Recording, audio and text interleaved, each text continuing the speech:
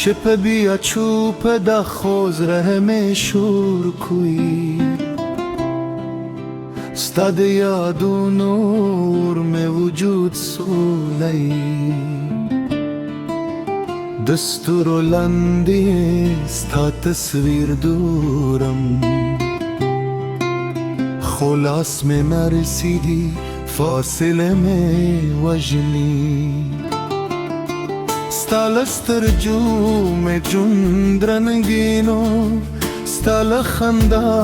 में दुनिया खलीवा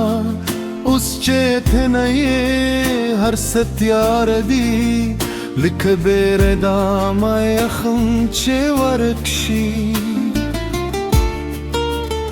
زما د زره په دماتن ګیرو کې ستا د قدمونو आवाज پاتې دی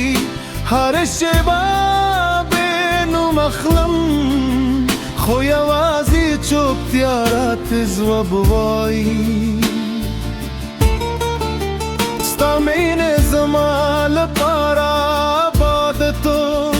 ما په ایمان سره ساتي وا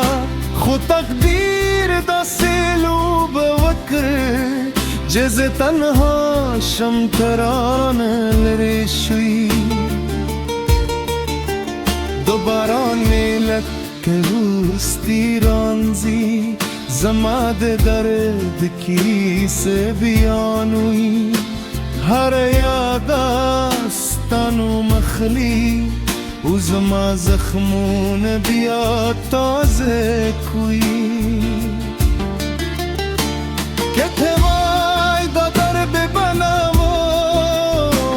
که ته وای دا شب برن باوا خوص یوازه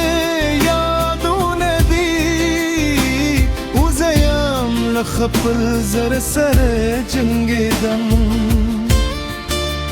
ستا د لاسونو تودوخه مې یاد ده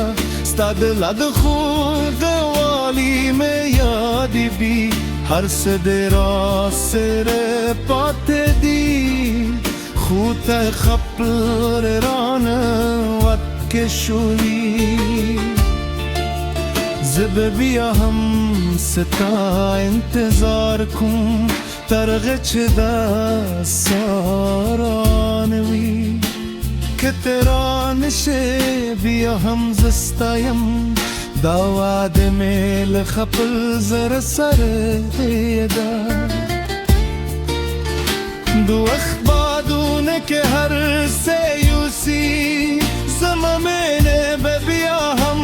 پاتې وي ستا نوم به زما